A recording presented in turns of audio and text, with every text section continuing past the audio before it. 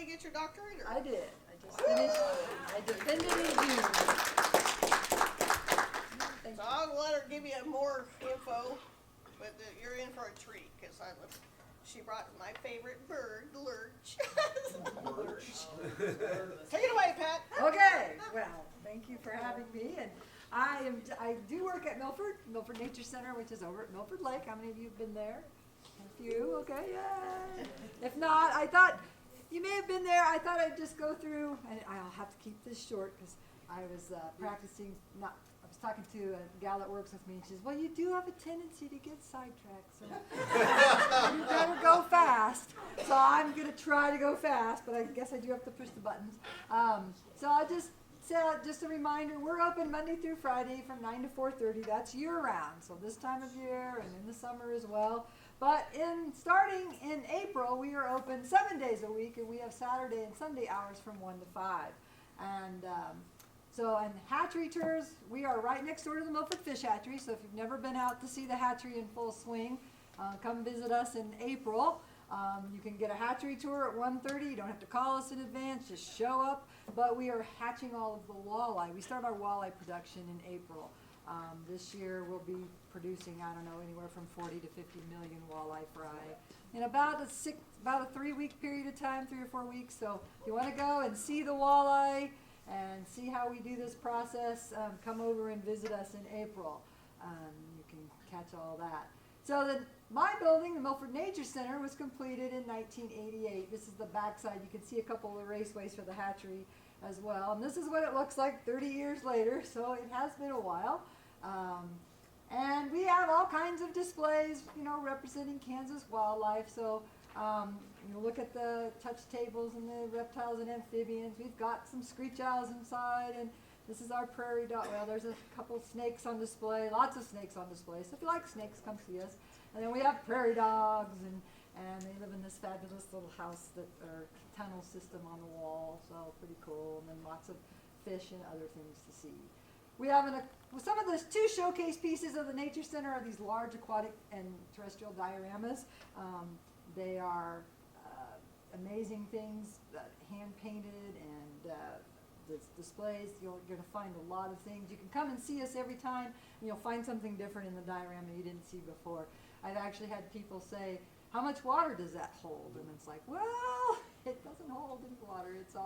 But it's been done by Chase Studios. He was the exhibit designer for both these dioramas. So this is the terrestrial diorama, and it has the prairies, marshes, and woodlands in it. We have a couple of displays, one on waterfowl in the state and one on sport fish in the state. So come, you can take a look at those while you're there. But then I'll say, the birds of prey, we have birds of prey outside, and that's what some of the birds I brought with me tonight are from our bird of prey display. We sort of specialize in raptors.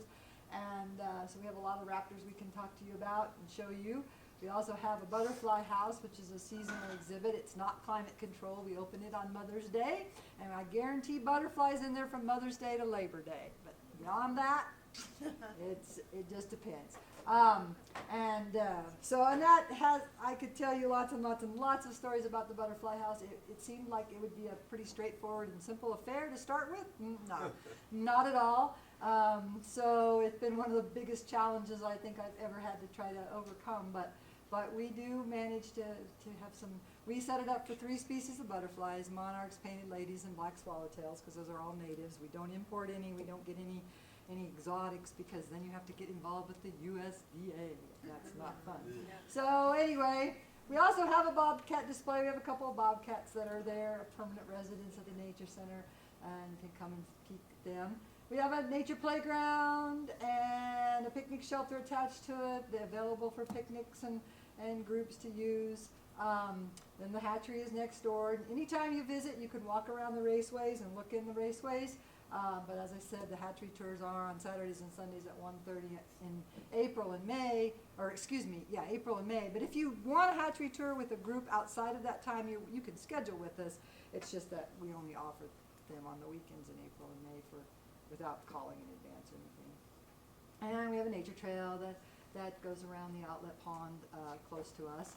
We also do programs and schedule, with groups. We're free for the programs, but we do have to have them scheduled in advance. We work with lots of school groups and 4-H and other groups, and so approximately about every year we do about 15 to 16,000 attendees to the programs that we do.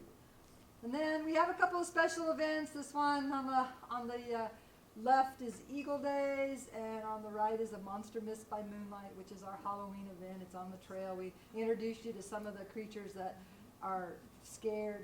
People are usually have a bad opinion of when it comes to Halloween creatures. And then we also are part of one of the events that we do is called an Eco Meet. It started at Milford, but we have expanded it so it goes throughout the state. And actually here in Salina, Lakeside or Lakewood Nature Center does an Eco Meet, and so Brian has worked with us on this and is part of the same program. But it's a quiz type program with high school kids exploring the native plants and animals of Kansas.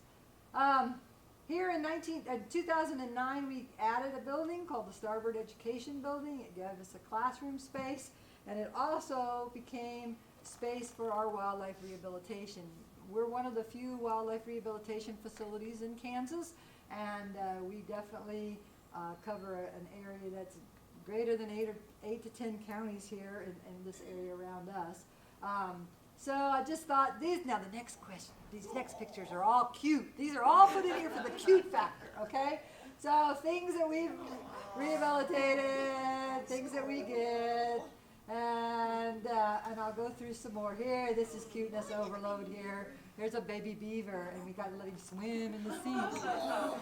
Now, by the way, beavers are quite hard to rehabilitate. They have a huge family structure, and they stay with mom and dad for 2 years, and it's not an easy thing. But anyway, they're cute.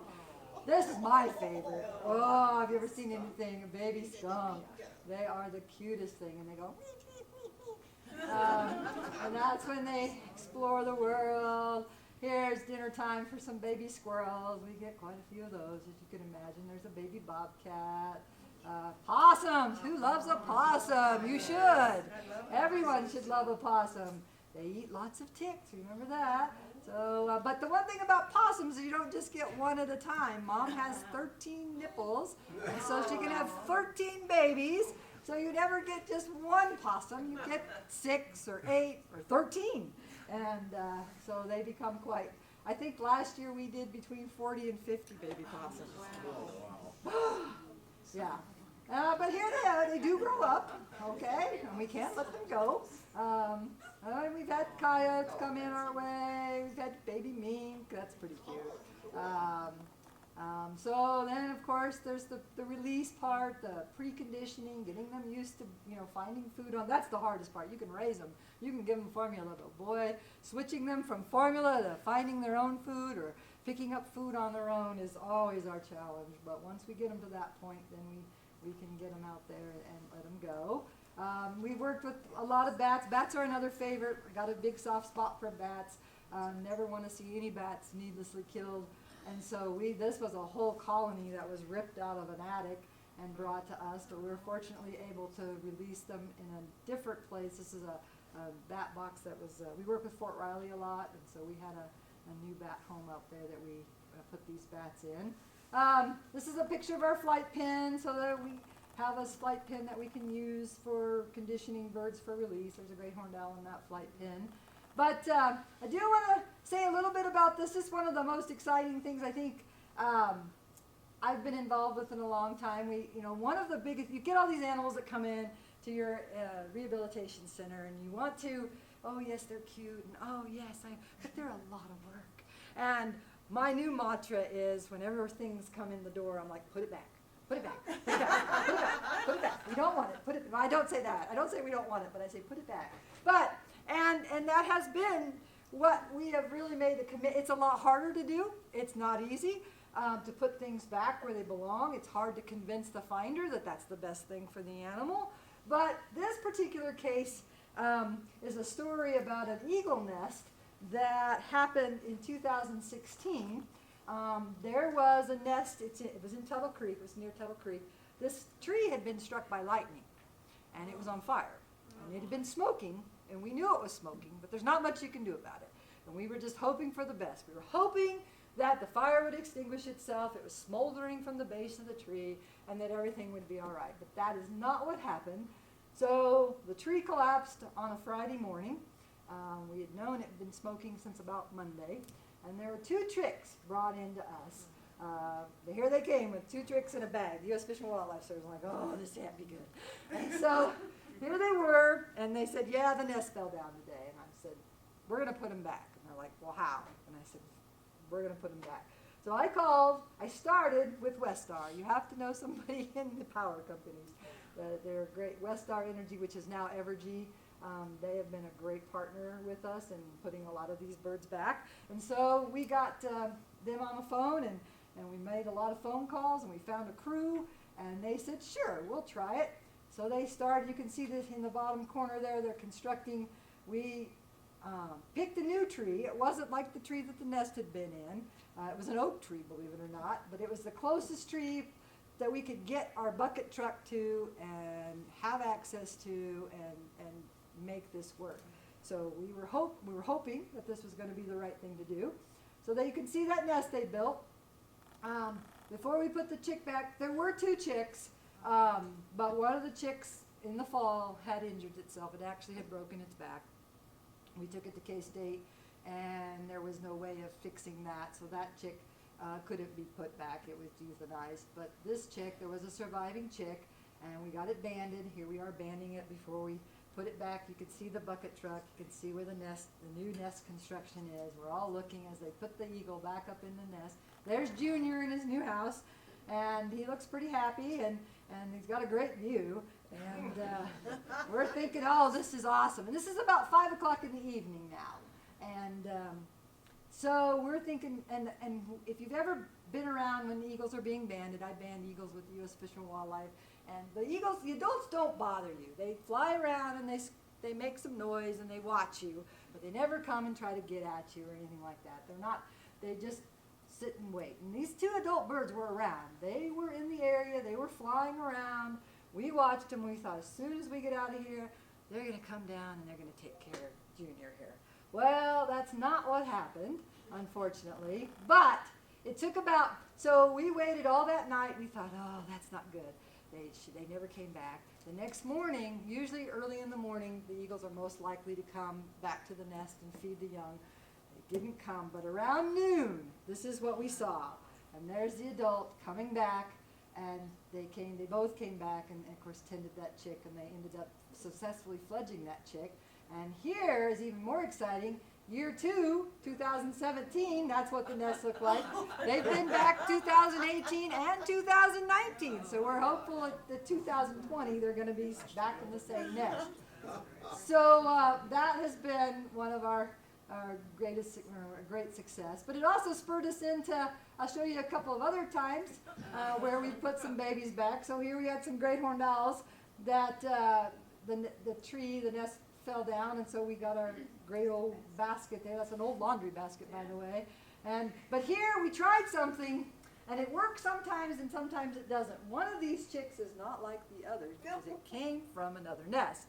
We had just gotten it in the day before, and we thought, well, it's about the same age.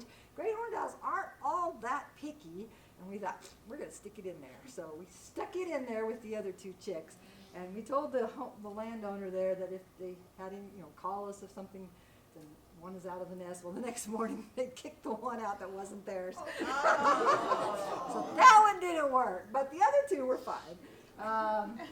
So here's a barred owl nest that just part of the tree had fallen down, and we put all it took was a ladder and some wire to get it back up there, but you could see it, or you can't probably see the little piece of the bark just fell off, and there was a hole under there. And so I think there's a better picture. Now you can see how we got the baby back in there, and we wired this back up. We got a bunch of wire and put it back around there to hold it back up, and got that guy back in there. Barn owls, we get a lot of barn owl calls, and they nest in some pretty strange places. This is one, they were in a piece of equipment here. That wasn't going to work out very well. And we got them put back, and so we were able to kind of relocate them into, we used a handy dandy pet porter, but it worked out. here's another nest. This was near Emporia. They were ended up having to. Four of the chicks had already left the nest. It just Junior was the last one there, and I'll talk to you a little bit about that. But owls have asynchronous hatching, so they lay all their eggs, but there's a day or two between each egg being laid, so there's always an older chick and a younger chick. And so when the youngest chick was still left, that was the one that was in the inappropriate place. So anyway, that was a good one. But this one, I'll tell you, this is probably one of the other most bizarre stories I can tell you. Aren't those just a picture of cuteness or ugliness, whatever? So Jetmore, Kansas. It's a long ways away. It's near dawn, okay? Jetmore's a long ways away. So this guy pulls into a hotel parking lot in Manhattan, Kansas. And he's got this big trailer. And on this trailer is a sign. It looks like a scoreboard, like from a football field or something. It's just a big sign on the back of this trailer, but it's hissing. And this guy doesn't know it, and so somebody goes into the hotel and says, there's a hissing noise coming from the sign out there. And go out there, call animal control in Manhattan, and they go, we find out there's an entire nest of barn owls inside this sign. The guy had bought this sign in Jetmore, Kansas. Turns out it was on an old racetrack. It was an old lap counter for a racetrack. And it had been, the city had sold it, the city of Jetmore had sold it, and the guy had finally come to get it, and they just took it down. And nobody knew there was a barn owl nest in it. And so, and I said, we're going to put him back.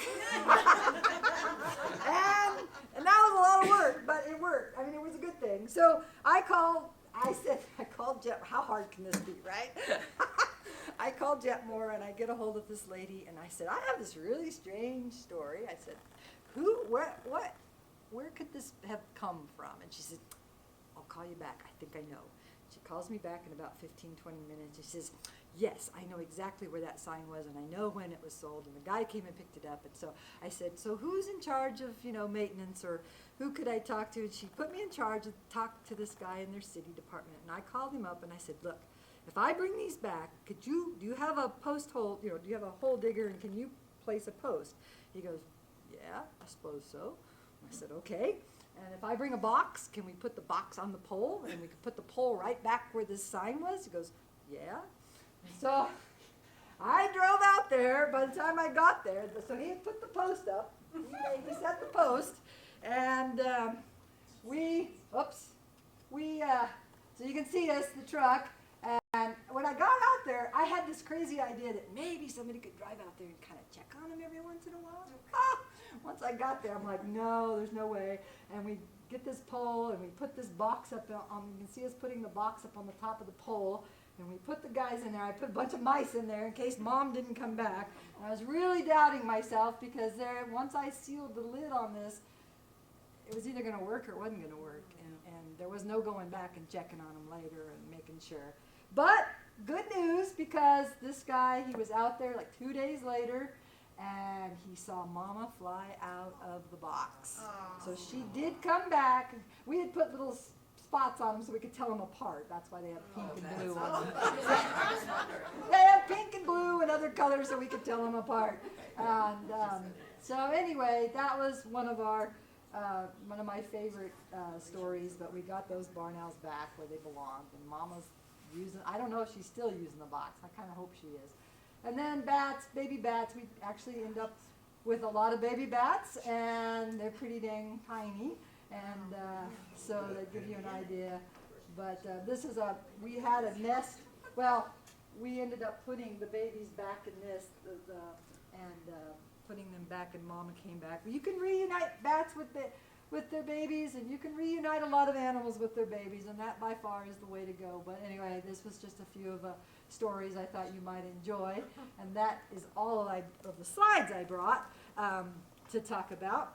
But so yes, rehab is a really big part of what we do, and because of the rehab, we have a lot of the Raptors that we can use then for programs. Either they are non-releasable for one reason or another. Oftentimes they're imprinted, or sometimes they have, wing injuries and they can't be released. So I brought a couple of those birds with me tonight kind of I guess we could turn on the lights now, and I can introduce you to a couple of the birds I brought with me. So, what was my logic in the birds I brought? Well, there might not be any logic, but I brought the owl because it has a heart-shaped face. And what month is this? Valentine's Day, right? So let's see. I hear he's in a mood, though. Before my assistant, she said, he's in a mood, she's in a mood. I don't know how she's going to be. Oh, great.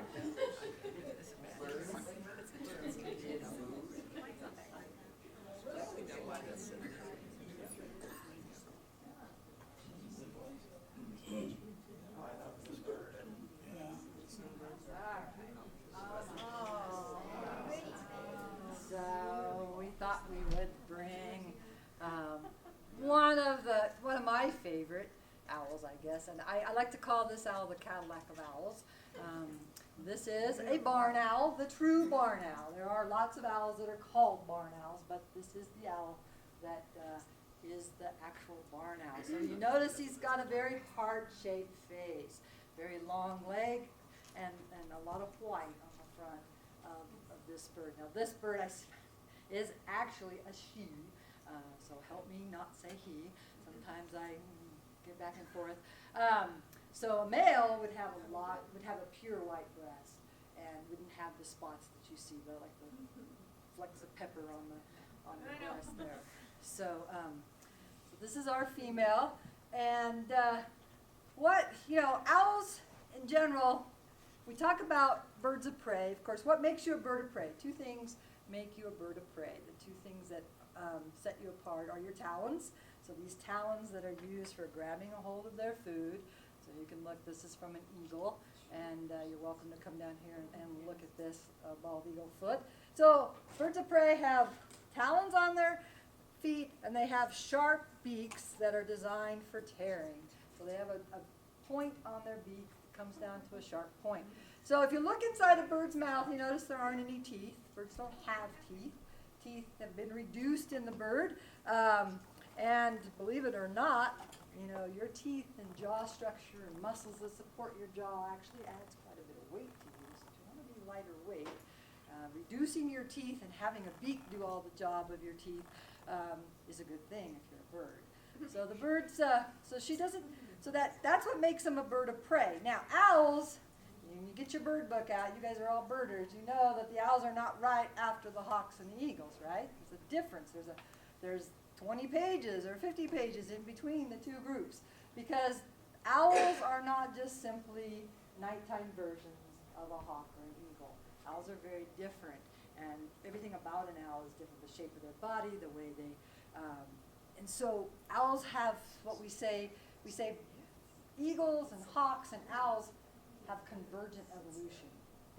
They develop the same tools because they do the same job.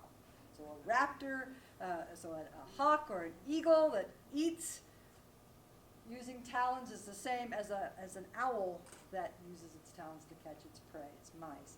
So this is an example of convergent evolution. So what's different about an owl? Owls have a couple of things that to really highlight that nighttime vision. They are nighttime, they're nocturnal, they hunt at night, so they have eyes that are designed for seeing at night. Their eyes are packed full of rods. Okay, inside your eyes you have both rods and cones. Cones let you see color, rods let you pick up light.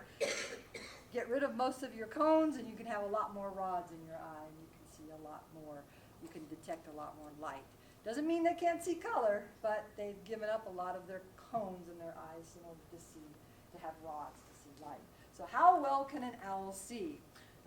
It's kind of hard to put in terms that we can really understand, but there is one study done that said an owl can spot a mouse 3 to 4 football fields away, so that's like 400 yards, okay? They can do that in the light produced by a single candle, or 1 candle foot of light, okay? So that is not very much light, and so on the darkest night, you don't need a moon out. You can get by with lots of just starlight, you can see just fine. But besides having that great, and everybody asks, well, why do you have a grapefruit up here? Well, that's because if you were built like an owl, so Here's the skull of an owl. The other thing you can notice about the eyes, you see how big they are. You'll also notice there's a bony ring around those eyes, and the eye is stuck looking forward. So if an owl wants to look over here, he has to turn his head to look over here. He doesn't have the ability to roll his eyes in his socket like we do. There's no room for muscles. Okay? There's no room for the muscles to be attached, so the owl has to turn his head. He can turn his head 270 degrees, which is 3/4 of a circle, farther than any other animal. But if you were built like an owl, you would have to have eyes the size of a grapefruit. Compared to your skull. So if you were in the same proportions as an owl is to its body, then you'd have great big eyes. All right. So the barn owl actually belongs to a little bit different group of owls. It's the only member we have in North America. And so look at this owl. His eyes aren't going to look near as big as they would on, say, a great horned owl or a barred owl or something like that. They still have that great acuity. They still have the larger, lots more rods in their eyes. But their eyes, they are stuck looking forward, but they are not as large compared to their body as they are in some of the other owls. Now, what's the other thing that an owl has? The other super sense that an owl has is its sense of hearing. And they can hear, they actually use their sense of hearing to hear the sounds that an animal will make, especially high-pitched sounds. So the sound, squeaking of a mouse, that is something that is very much in their range. And their ears are actually lopsided. So instead of having their ears equal on both sides, they have one ear higher than the other, or one ear slightly larger on one side than the other. And that helps them to triangulate. So when they hear that squeaking sound, they can turn their head in that direction, they can go tilt their heads up and down, and they can zero in on that sound. And in fact, barn owls, can, they've noticed that when they're flying, and they're using just their hearing, they keep their head in the direction of the sound that they're hearing, and right before they actually strike, their head gets in the way. If you got your head focused in, so they lift their head up, throw their wings back, and throw their talons out right where their head was. And that's how they can make an accurate strike when there's no light for them to see. So they do some pretty amazing things. The other amazing thing about an owl is he has silent flight. So besides just having this great hearing and this great eyesight, he has silent flight. They have special feathers on the outer leading edge of their wings. This is from a barred owl, but you can look at this. It's like a fringe or an eyelash right here on the leading edge of the feathers. That helps to muffle the sound that the beating wing makes. Also, owl feathers are soft. When you look at an owl, you always probably are impressed by how soft and fluffy they are. Are they really that soft and fluffy? Yeah, they are. There's a lot of fluff there and not much of a body. We take all the feathers away from an owl, and he's really pretty little and pretty funny looking. But those feathers give him a lot of fluff, but they also help to make him quiet when he flies, especially that leading edge. So yeah, so this is a barn owl, and these guys are pretty amazing. At their very least, there's been reports of barn owls being able to catch at least one. Let's see, what it boils down to is 12 mice an hour. So if you figure that up in equal time, that's a mouse every 5 minutes. So that's pretty amazing. But I read a study. There was a pair of researchers, or a researcher watching a pair of barn owls. By the way, barn owls can have some pretty large broods if you've ever been around. They can have up to 10 babies, but in a clutch. They had a mom and a dad, and they had seven babies in the nest, and they counted that they brought back 24 mice in 26 minutes. Crazy. So if you want a mousetrap, get a barn owl, and that's one of the things that we are trying to encourage people to get rid of the rodenticides. You want to encourage a barn owl people since she was very long. And I'll explain. Imprinting is not that she thinks she's a human, but she thinks all of us are the same thing that she is. She doesn't understand where food comes from. She can hunt, but it's easier to go beg for food for people, and that puts the bird in a bad situation. They end up going and doing things that is not appropriate. They're not afraid of the things they should be afraid of. we've had a number of birds brought to us over the years, been doing this for 40 years, but one person raised it, they let it go, it flew down to the next farmhouse and tried to get in the screen door in the back, the back door. So it wasn't behaving appropriately. It didn't know what it was supposed to do, and it's very hard to overcome that when once they figure out people are a source of food, and so it doesn't work very well to train them to.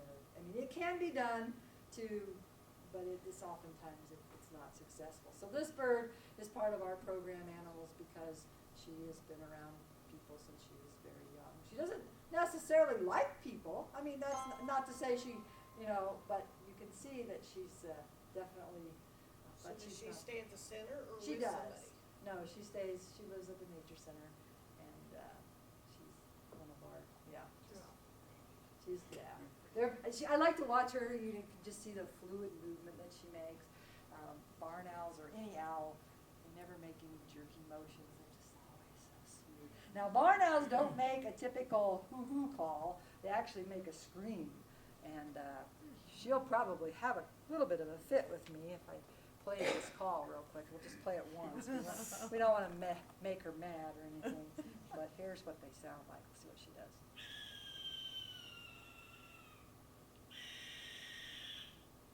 So they don't really sound like an owl, and so there's a lot of and the youngsters, if you see them in a nest, one of the things that they do to she's not going anywhere. She'll sit back. So one of the things that they'll do with the youngsters in the nest is they'll hiss, and they like that, and they really make you think they're big and bad. And then you saw how cute they are. So you imagine that in conjunction with all that noise. So, any other questions about her? Yeah. How do they feed their young? I mean, with a beak that big, do they just throw the mice in there and the babies are able to? After a point, yes, but when they're really little, they're very good parents, and they take the time, they stand on it, and they pull little tiny pieces and feed them little pieces at a time. Oftentimes they skin it, so they don't feed them the skin at first. They feed them just the meat and the innards and things like that, and then as the chick grows, they start getting more. And after a point, mom just brings, or dad, brings the food, drops it in the nest, and lets them go for it. And that can be good, it can be bad, because sometimes if you're the littlest guy in the brood, you might get out competed. You might not get enough to eat, and you might not survive. But if times are good and the parents are having a good time hunting, then they'll raise them all. So, okay, yeah. Aren't snowy owls diurnal? Snowy owls they're more diurnal than the barn owls. Barn owls do tend to be nocturnal. There are some other diurnal owls, like burrowing owls, for example. They are out more active. So owls in general, you can't make a blanket statement. We like to say owls are nocturnal, but not all owls are nocturnals, and some are crepuscular and some are diurnal. And so, I mean, there is a lot of variation, but in general, they tend to be, the barn owls. What's diurnal mean? Diurnal means you hunt during the daytime and you sleep at night like we do. Crepuscular means you like to be most active during dawn and dusk, so low light level conditions. And there are some owls that prefer that. So I heard the color of their eye will tell you what they are, if they are nocturnal, diurnal. Is that true? kind of. I mean, I don't think it holds true for all, I don't think it's a blanket statement for 200 kinds of owls, but in general, that does sort of work. Yeah. Can you successfully create nesting habitat in town for owls? Yes, in town for some owls. Barred owls, for example, and screech owls. Screech owls are a perfect example for a nest box to put up in town. They're small owl, only about 8 inches tall. They use the same size box as a kestrel nesting box. It's just where you put the hole and how big you make the hole. It's really the same size box. And screech owls are common in cities because they eat mostly insects. So they have plenty of food to eat, and they'll eat a lot of, like when we get baby screech owls in the summer, I'm going around and I'm getting all the June bugs I can find from my garage. I'm sweeping up piles of them. I'm going to my neighbor's house and getting all the June bugs I can get. I'm like, give me your June bugs. And then I turn my back porch light on at night so they bzzz, and hit my house, and I go collect them because I have babies. I have babies to feed. Does the owl migrate? Some owls do and some owls don't. It really kind of depends on the owl. Barn owls are not big migrators in the northern parts of their range. One thing about barn owls is they're not unique to North America. They are found in Europe and and northern Africa and in Asia. So they have what we call a holoarctic distribution. So take the equator and go north of that, you're going to find barn owls throughout the northern hemisphere. And so they are, so you will see mentions of barn owls, for example, in Shakespeare. And actually, it was a bad thing to have an owl land on your roof in the Middle Ages. It was supposed to be a harbinger of death. And so it was said that if an owl landed on your roof, someone in the house would be dead within 3 days. You know, nice. But in other cultures, there was, an affinity, it was a good luck thing.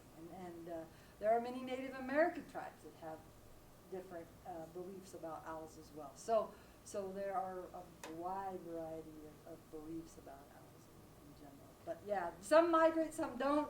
But barn owls don't migrate here in Kansas. But in their northern ranges up towards Canada, they might move around some because of the cold. So let me go ahead and put you back. You did pretty good for being in such a bad mood today. Apparently she was in a really bad mood.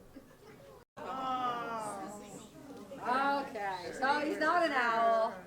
Might not be as cool as an owl, but I think so. He's one of my favorite birds, but he's also, is he really a raptor? Is he really a bird of prey? They keep going back and forth about where do vultures fit.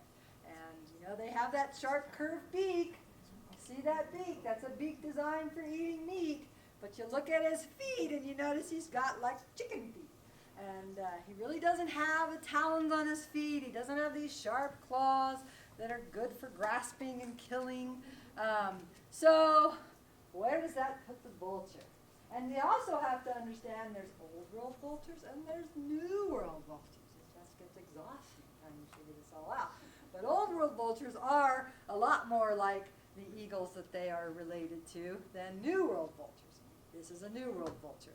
New world vultures, there for a while, their closest relatives were storks. Now we're kind of going back to the idea that maybe they are more related to eagles than we thought. There's a lot of genetics being done with birds, as you know, with classifying birds. And so the more genetic studies that are done, the more it can tell us about how they relate to other birds, the clades and things like that. So, is he a bird of prey? Well, he eats meat and he's ornery, and I think he probably, he's going to show you those beautiful wings. So turkey vultures, this is a turkey vulture. This is one of two kinds of vultures that can be seen within the boundaries of Kansas, but you're never probably going to see very many. There'll be other vultures up here. The black vulture is the other vulture.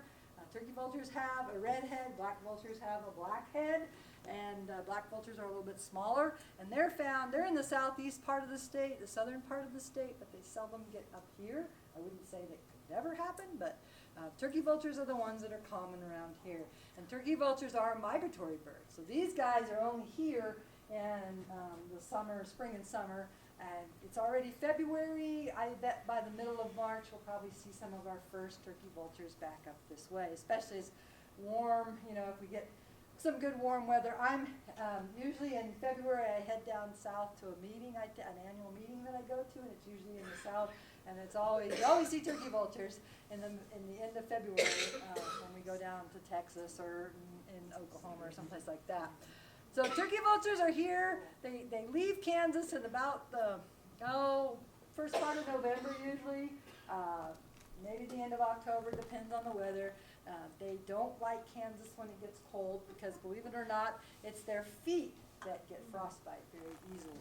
Notice they have this bare leg. So turkey vulture is a scavenger. He's Mother Nature's garbage crew. There's not another bird out there that's as well adjusted for eating carrion or dead things as this guy is. If you look, you can see that he's got a great big hole in his beak. Look all the way through, you can see to the other side. Of course, animals that have a big schnoz usually means they have a pretty good sense of smell. And that's true for this guy, except he's a bird. How many birds do you know that have a good sense of smell? Very few have a good sense of smell. There are a few, and we're starting to learn more and more about birds and their sense of smell. But in general, we've believed for years that birds don't have a very good sense of smell. The exceptions is the turkey vulture here. He can detect the sulfides from rotten meat, and that is how he finds his food, or oftentimes that's one of the ways he finds his food. He has good eyesight. He can spot something dead from a mile away. Wow. So it's not that he can't see it, but he uses his sense of smell to help him tell if it's something he wants to eat or not. Because his beak, while it's sharp, it's not strong. He doesn't have the ability to rip something apart. And so he has to let it rot for a while. And then he has a better chance of getting it. Now, if you're going to eat something like that, you're probably going to get kind of messy and dirty. You don't want to be dirty or messy because that's not healthy. So vultures don't have feathers on their head in order to stay clean. And the common misconception is that a vulture is a dirty bird, but he's really not. Vultures spend a lot of time cleaning themselves. They have lots of ways of keeping themselves clean. One of the things that they do, have you ever seen them sun themselves on a summer morning up on the top of a barn or a hay bale or something like that? These dark feathers get very hot when you sit in the sunlight like that, and it helps to rid them of parasites. Another thing, this is a lovely, lovely little tidbit you can share with your friends at brunch tomorrow. Vultures poop on their legs. The reason why their legs are actually pink, but you'll never see a vulture with a pink leg because you'll see that they're always whitewashed. That's because they poop on their legs. That helps to kill any bacteria that they might get from standing on top of a carcass or something else. So there's all kinds of great things that vultures can do. So that's why they are always whitewashed like that. The other thing that's lovely about a vulture is how many people have ever gotten too close to a vulture? Who knows the secret that, how does a vulture defend itself? Any ideas? Well, I heard it. Projectile. Projectile vomit, that's right. So if you think it smells bad the first time they ate it, you don't want to be around when it comes up. And I'll give you a little clue here. Because of that, they get carsick very quickly. So it can sometimes be fun to take the vulture to a program. Because he doesn't always keep down. We've learned over the years that if we're going to use him in a program, don't feed him until you're done with the program, and then you can feed him. So he's ready. He'll get fed tonight when I get back, because we didn't want to have to stop and change the papers in the pet program. I will tell you a story. I went through a drive-through one time. I'm nose blind, of course, now after all these years. It doesn't bother me, and the program was the Unhuggables, which is the skunk and the vulture. And I drove through this McDonald's drive-through and have the skunk in the back and have the vulture in the back. And I'm not thinking anything about it. And the girl hands me my bag, and she's like blows backwards. And I'm sure she's still telling stories about that. Wow, like that state vehicle that came through here. This lady, it stunk like crazy. And she was eating in it. But anyway, I didn't have to go back through there. It was some town I never go to again. But, so yeah, he can be kind of a smelly guy sometimes. But let me show you, see those 6-foot wingspan? So he has about a 6-foot wingspan. Makes him one of our largest birds in Kansas. So an eagle and a vulture have the same wingspan. An eagle is actually a bigger bird and a larger body. So who has the better wing loading? Big wings, little body, who can fly better? Vulture. Vulture can fly better. Vultures are beautiful when they fly and gorgeous. And you watch them, and they ride those thermals, which are air currents that are rising from the ground. They get heated up, they spin around, and the vultures just get in on those, and they glide. And they can literally glide for hours on those big wings. And yeah, while they're up there, they're taking the drafts and they're acting like they're having. They always look to me like they're having fun. We see them sometimes over the dam at Milford Lake, and they just swoop down. They get caught in a draft or a downdraft, and they swoop down, and they're almost right out across the top of the car as you go across the dam. And you can fly right next to them, or they'll fly right next to you. So, I don't know, they always look to me like they're having a good time. But you're actually gotten kind of heavy, you know that? He weighs about 5 pounds, so try holding 5 pounds in your hand for 20 minutes and you'll get a good idea of, I'm going to have to start doing this. Okay, you're getting fat. Yeah. You a heavy bird. You're a heavy bird. So, yeah. What about altitude? How high do they range? Well, they can go very high. They can go 20,000 feet. There's been documentation of them that high, and actually airplane strikes, a few like that, but not very often. But they can go really high, and Isn't that fairly unique for birds? yeah, it is. Yeah. And you know, birds have a whole different way of breathing than we do. You know, they have lungs that are connected, air sacs in their body that kind of take up space, and it's a really unique way of breathing. It actually takes 2 breaths to get 1 breath compared to our 1 breath, but it's more efficient too. And so because it's more efficient and the way the oxygen is pushed through their body, they can survive in a higher altitude than we would be able to. But yeah, I think it's not obviously the turkey vulture, but there's a vulture that can be found on Mount Everest that you can see off of the tops of Mount Everest, and so pretty amazing up there. Any other questions? Does he speak? No, that's a great thing. Vultures are voiceless. They don't have a syrinx. Okay, so they make no sounds. He can hiss, and but they have no voice box, so they can't make a sound. Didn't think I'd heard him. You know? Yeah, they don't make See any him. noise. They don't call or anything like that. But when they're threatened, they will hiss. So. What do you feed? I mean, do you hang around with Yeah, no. her till it gets wrong? No. The good thing about them being in captivity is they'll eat fresh stuff too. They don't have to have it dead. Although I will tell you another story. I read in a book, so Bent's Natural History, anybody familiar with Bent Natural Histories of Birds? That was written in the early 1900s. And I read in there that, here's the line, it said, vultures find snakes a particular delicacy. That's what it said, word for word. I'm like, oh. So the next snake I found on the road that would have been killed, it happened to be a bull snake, and it was a pretty good sized one. So I took it back and I put it in the cage of the vulture, and I thought, oh, he's gonna love this. This is such good enrichment. He's gonna love it. He didn't love it.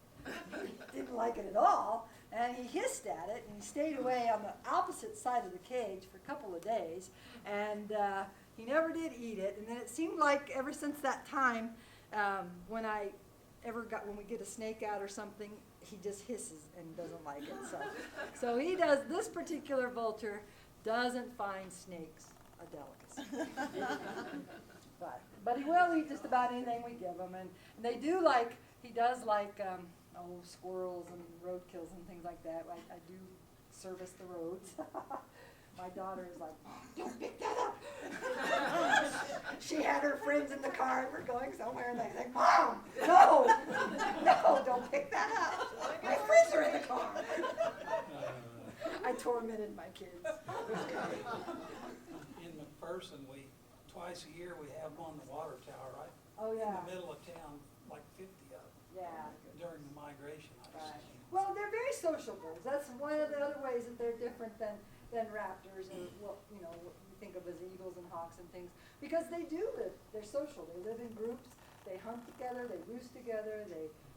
So you find them in big groups even, and so it's not uncommon to see 50 or 60 of them. And around Fort Riley, there is a spot that the vultures still come to, even though the cavalry the mort pits for the dead horses from the cavalry, haven't been there for 100 years.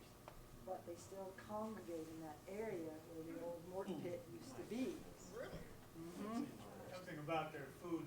We visited the Big Bend National Park, and they're the scavengers. Yeah. You'll be at a picnic table, and they'll be over at the next one cleaning up for people. Yeah, they say that the only live prey that they have ever documented vultures taking are some baby animals. They have been known to eat, like, I guess there's records of them eating like baby piglets and things like that, but it doesn't happen very often. And there was one record of them eating salamanders at one time. So they will eat a few other things, but in general, it needs to be dead and a little bit old for them to really enjoy it, right? So why did he end up being? Yeah, both the birds I brought tonight are imprints, so they're the same problem. This one has been around people since he was very young. And honestly, that's really the only way you can have a vulture for education. If we had a vulture that had been injured and it had a broken wing and we tried to bring it into a room like this, you would vomit and then you would leave. So it just doesn't work out. So we have to.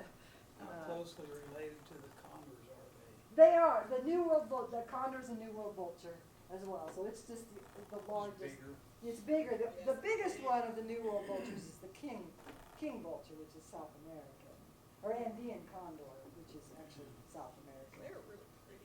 Yeah. I've got a question. How long do they stay in a family unit? Well, as far as with their, they are social, so as far as they're not terribly territorial, but the nesting parents, there's a pair, they nest on the ground, by the way, so they don't build nests up in a tree or anything like that. They will use a shelf or a ledge or something on occasion, but usually the places that they like to go are buildings that are about to fall over, an old barn that's about to fall over. My daughter was down at our farm, and we have a shed in the back, and there's a mower there, and there's a pack rat nest that actually literally covers the mower. Okay, you can't even find it. Is it an old push mower? Can't even find it anymore. But then to the side of that, she goes, Mom. She called me up. She says, Mom, what are these? And she took a picture, and I'm like, it was a vulture nest. So they had nested in that shed. But they nest on the ground, and they'll use like a hollow log or a dead tree or something like that that's over, or an old building or something like that. And then, so when they're nesting, it's just usually the parents and the chicks. But once they've fledged and they go, as far as their family unit, I'm not sure that they have a fidelity to just the mom and dad and siblings. Once they're with the rest of the vultures, it's just vultures are social and they like to hang out with The them. reason I was asking, I've seen some programs where they're talking about the intelligence of the crow, and the Yeah. crows do hang together Yes, they do. longer periods and seem to learn. And then when you mentioned that pit, I was thinking, Yeah. Yeah, well, crows are by far, so far, exhibiting, the highest intelligence of any bird. And we also have a crow at the Nature Center. Her name is Corvette, and she's quite a challenge to keep her active and happy and intrigued and all of those things. And yes, she recognizes people. She knows people. She knows what they're wearing, and she's amazing. It's really pretty incredible. Oh well, you're my favorite bird, but is this one named? his name is Lurch. Lurch. This is Lurch. How long have you had Lurch? Lurch, how old are you? I think Lurch is about 14. But he could live to be 20 or 25 in captivity. Now, in the wild, he would be probably at his maximum age. I mean, a 14, 15-year-old vulture is probably about as long as they live, but maybe not. I mean, they can certainly live longer. Larger birds live longer than smaller birds in general, but there's always exceptions to that. But so, in the vulture, I've had vultures that live to be over 20. So I'm hoping that he'll live a long, healthy life. Yeah. And you get him outside. These feathers are iridescent. You really can't see it under the fluorescent light. But there's blues and greens and purples in his feathers. And you get him out in the sunlight, and it's just really pretty to see those feathers. And of course, as soon as he gets out in the sun, he likes to put his wings out and sun himself. But he's not going to do that now because it's inside. Do imprinted birds appreciate touch or petting, or? That's a good question. They tolerate it more than wild birds do. We generally don't touch the birds very often because it gives the wrong impression of, because they aren't pets, but they are used to being around people. So he doesn't seem to really, he likes to bite. And he likes to, he has a shoe fetish. So he's like, if you work for me and you're new, we send you into the vulture cage. You get out, all right, then you can stay. If you're not terrified of the vulture at your feet trying to untie your shoe, then it's okay. Check out your shoes. Yeah, they just have a thing for feet and shoes and shoestrings and things like that. So he can be a character. We have a question. Yeah, yeah, yeah. How do they protect their chicks? Yeah. Well, when you're too young to fly, you gotta have mom and dad take care of you, and what they do is they throw up on intruders. So if you get too close to them, they will throw up on you, and trust me, it's pretty nasty. And they aim for the face. It doesn't do any permanent damage, but they try to do whatever they can to get you to leave their babies alone. So yeah, it works out. That's why they're my favorite bird. Yes, mine too. Yes, They're pretty fun. they are pretty.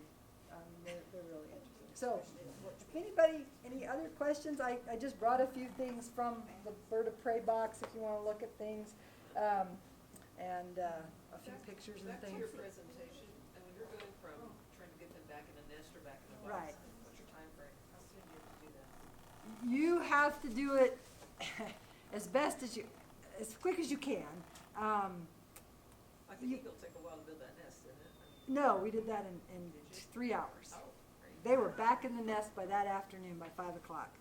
And they had come to me at 10 o'clock in the morning. So that one was a great turnaround. Usually on the nest building and things like that, you do it at, as fast as you can, because you don't know if mom will lose fidelity with the net. I mean, if she feels like her young are gone, she may go away and not come back. But there's a stronger desire to protect their babies or raise their baby. Nobody gives up on their babies. You wouldn't give up on your baby in a day, and neither do bird parents. They don't give up on their babies. Oh, they're gone, I'm gonna move on. They stick around for quite a while, but you need to do it as fast as you can. And then when we have birds that we're not putting them back, but one of our biggest problems are Mississippi kites, because Mississippi kites migrate. And so if they don't get, and they're late nesters, they're younger on the ground in August, they leave in September. It's hard to get people to leave them alone. They nest in town, they get it on people's decks, they end up in places, the golf courses and city parks and things, and people won't leave them alone. And just leave them alone, they'll be fine. If there's a parent nearby, they'll be fine. The thing that few people really understand is that all baby birds spend some time on the ground. Nobody learns to fly by jumping off the nest and flying away like they do in Disney movies, okay? You land on the ground and you hop back up on this bush, and you get on this bush, and you get up on this bush, and you try it again. And you hop back up and you get back up, and you keep trying it out until you finally get it where you fly. Very few birds just take off and fly right away. They usually take a short glide down to the ground, and then they have to start this whole process over again. And that's where the problem comes in. People interfere in that spot there. I mean, they could be on the ground for up to a week sometimes, but they're definitely more vulnerable during that time. There's predators that can get them, and they get in the wrong places, and all of those things are certainly a problem, but parents, that's what the parents are there for, to help them. But if you can't convince people, so anyway, with Mississippi kites, they go all the way down to South America, and they're not going to go by themselves, and so we have actually literally followed a kettle of Mississippi kites all the way into Oklahoma to let birds go, because they were here today, and they were gone the next day, and we're like, oh no. And so we talk to our birding friends, and we talk to people, and we're like, and we find out, well, they're in Wichita right now. There's a kettle in Wichita. So we drive to Wichita to release these birds so that they'll be with their own kind, so that they can get to where they need to be. because they won't survive otherwise. And holding them over for until spring, that takes a lot of food, it takes a lot of time, and it risks them becoming very used to being around people.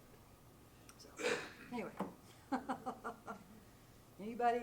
Well, with that, I can get Lurch out again if you guys want. Any of you want to see him? I'll put him up for a few minutes, and then if anybody wants to see him up close. Is he allowed to fly at all? They are free lofted in their cages, so they all have cages that allow them some flight. His pen is not as big as a flight pen, for example, so he can fly in his cage, but he can't fly great distances. Can't fly away. He can't fly away, but, so he only wears the dresses for programs. That's just for when you bring him inside and you gotta be safe and comfortable. But when he's in his cage, he's free lofted, so he doesn't have to do anything. So, Yeah, if your kiddos wanna come down and see him after the meeting, He sat on that board for get hours. close and, yeah, sounds good, don't it? Couple we'll weeks. put him back.